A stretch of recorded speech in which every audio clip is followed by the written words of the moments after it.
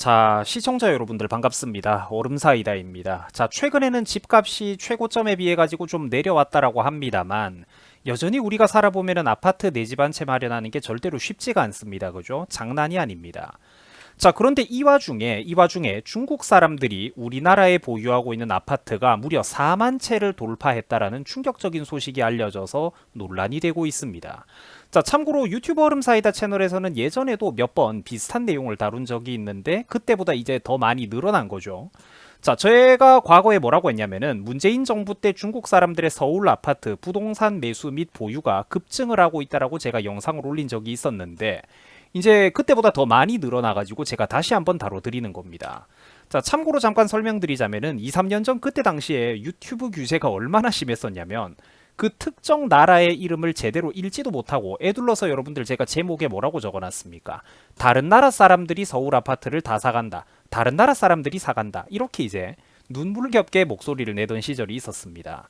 뭐 물론 안타까운 거는 정권이 바뀐 지금도 딱히 탄압이 풀리지는 않았다라는 거죠. 뭐 한동훈 장관이 우리나라의 어떤 나쁜 약품들의 그 사범들이 증가하고 있다라는 브리핑을 제가 설명해주고도 노딱을 받기도 하고 또 혹은 일반적인 영상들의 평균 노출도를 과거보다 지금 훨씬 더 떨어뜨려 놔가지고 보다 많은 사람들에게 이런 목소리가 제대로 전달이 안 되게 한다든지 이런 수법들이 대표적으로 쓰이고 있습니다. 그 정권이 바뀌었는데도 탄압이 안 풀리는 걸 보니까 제가 참 가슴이 아픈데 잠깐 이런 현실에 대해서 또 구독자분들이 알아두는 게 좋을 것 같아서 말씀을 드린 거고요. 지금부터 본론으로 들어가도록 하겠습니다. 자, 최근에 중국 사람들이 우리나라에 보유하고 있는 아파트가 4만 3천 호를 넘게 돌파해버려서 논란이 되고 있습니다. 자, 참고로 이 엄청난 수치는 국내 외국인들 중에서 당연히 압도적으로 가장 많은 수치라고 합니다. 자, 때문에 사람들이 지적하는 핵심 논점은 다음과 같습니다. 즉 중국 사람들을 비롯해가지고 국내에 거주하고 있는 외국인들에 대해서 이들이 투표권이나 부동산 취득 같은 거를 하려고 할 때는 이 문제에 대해서 우리나라가 좀 더 보수적으로 접근할 필요가 있다라는 겁니다. 자, 특히 적어도 최소한 상호주의 원칙에 입각한 제도적인 개선이 시급하다라는 거예요.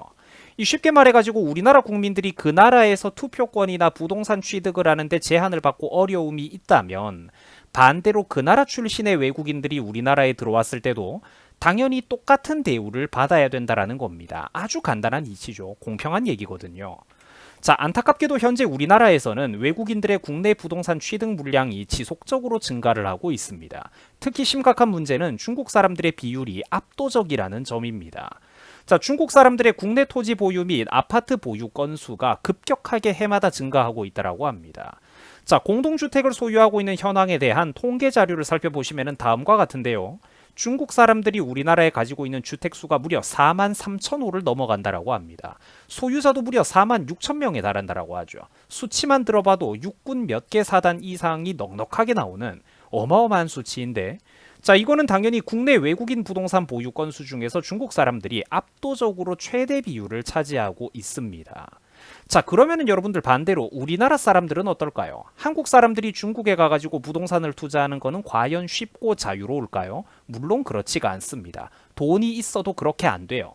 자, 한국 국민들은 중국에서 토지를 소유할 수 없는 등 사실상 부동산을 취득하는 과정에 있어서 막대한 제한과 감시, 각종 규제가 따라오게 됩니다. 그렇기 때문에 이 사실상 이게 토지를 소유할 수가 없는 경우가 거의 대부분이에요. 자, 여러분들 이것만 보면은 두 나라 사이에 뭔가가 대단히 언밸런스하고 지금 잘못 돌아가고 있죠. 자, 결국 그래가지고 깨어있는 사람들이 지적하는 바는 이런 겁니다.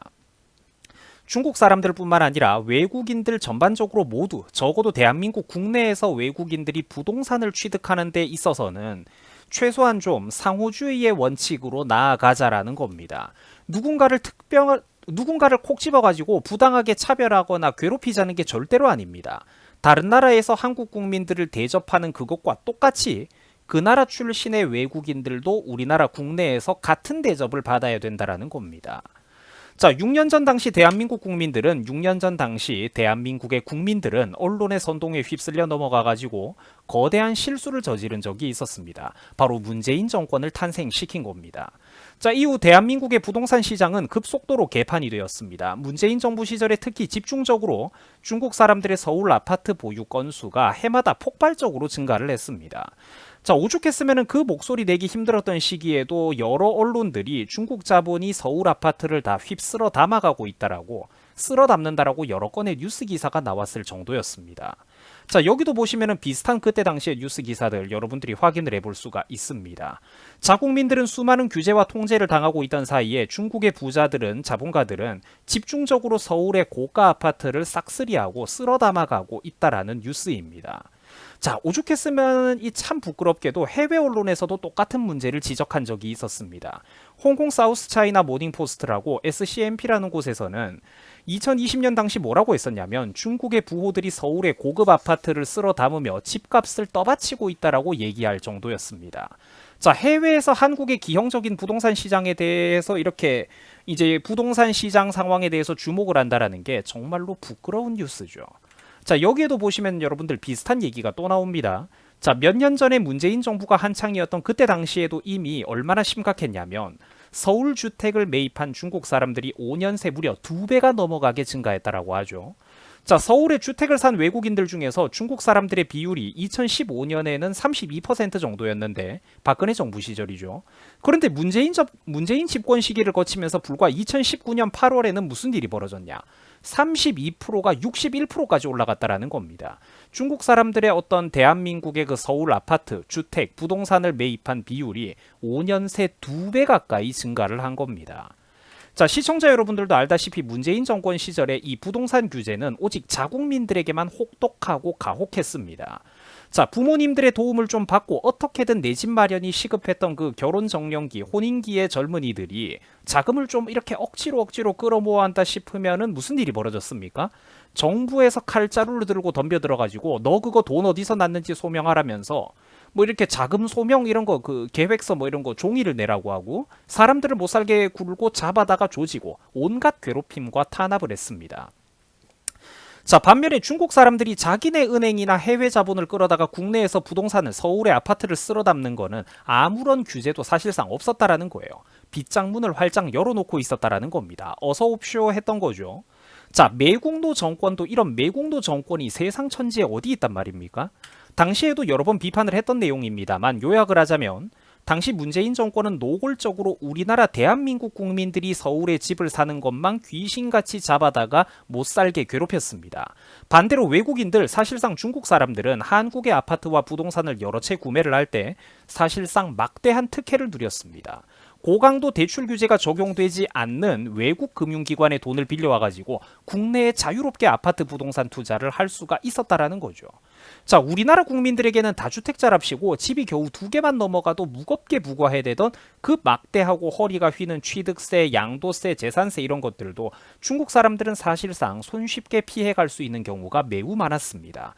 딱히 그리고 외국인들의 부동산 보유에 대해서는 엄격하게 관리하지도 감시하지도 규제하지도 않았다라는 겁니다.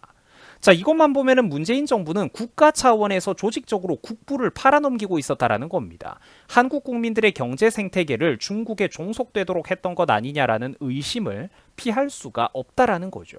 자국민들이 무려 자기 나라 안에서 역차별을 받고 있었다라는 겁니다. 사실상 그러니까 식민지 정부의 그것과 똑같은 느낌으로 흘러가는 거죠. 자, 사랑하는 우리 유튜브 시청자 여러분들, 세상은 이렇듯 아는 만큼 보이는 법입니다. 종합적으로 봐야 저런 자료들의 흐름도 더 정확하게 해석이 된다는 거죠. 자, 지금 여러분들이 보고 있는 자료는 국토교통부의 자료입니다. 중국 사람들이 국내에 수만 채가 넘어가는 아파트를 보유하고 있다는 건 이제 다들 잘 아시겠죠? 그러면은 땅은 어떨까요? 집은 많은 대신에 땅은 좀 적게 사갔을까? 안타깝게도 그렇지가 않습니다. 땅도 중국 사람들이 좀 많이 가지고 있는 게 아니라는 거예요. 자, 2016년 박근혜 정부 말기 때까지만 해도 중국 사람들의 토지 보유는 대략 2만 4천 필지 정도였습니다. 그런데 불과 몇 년 뒤에 문재인 정부를 거친 지 얼마나 됐다고 2022년에는 이 수치가 어디까지 급증하느냐? 무려 6만 9,500 필지까지 증가를 합니다. 6만 9,500 필지를 돌파를 했어요. 자, 만 단위만 떼놓고 우리가 간단하게 계산해 보면은 중국 사람들이 우리나라의 땅을 보유한 그 양이 무려 3배 가까이 증가를 했다라는 겁니다. 자, 대한민국 상황이 매우 심각하다라는 거예요. 자국민들이 그러니까 국내에서 중국 집주인들 밑에서 세입자가 돼가지고 굽실거려야 될 판이라는 겁니다. 여러분들이 이게 정상적인 나라 꼬라집니까? 아니죠. 기형적인 나라잖아요. 기형적인 나라잖아. 자, 외국인 투표권자의 숫자가 폭증하고 있는 것도 정말로 심각한 문제입니다. 자, 2006년 지방선거 당시에는 우리나라의 외국인 투표권자, 선거권자가 6,700명 정도였는데 이게 문재인 정부 시기를 거치면서 2022년 지방선거에서는 무려 12만 7,600명으로 수십 배가 넘게 폭발적으로 증가를 했습니다. 자, 그런데 이 12만 7,600명 중에서 더 황당한 게 뭔 줄 아세요? 그 중에서 무려 10만 명이 중국 사람입니다.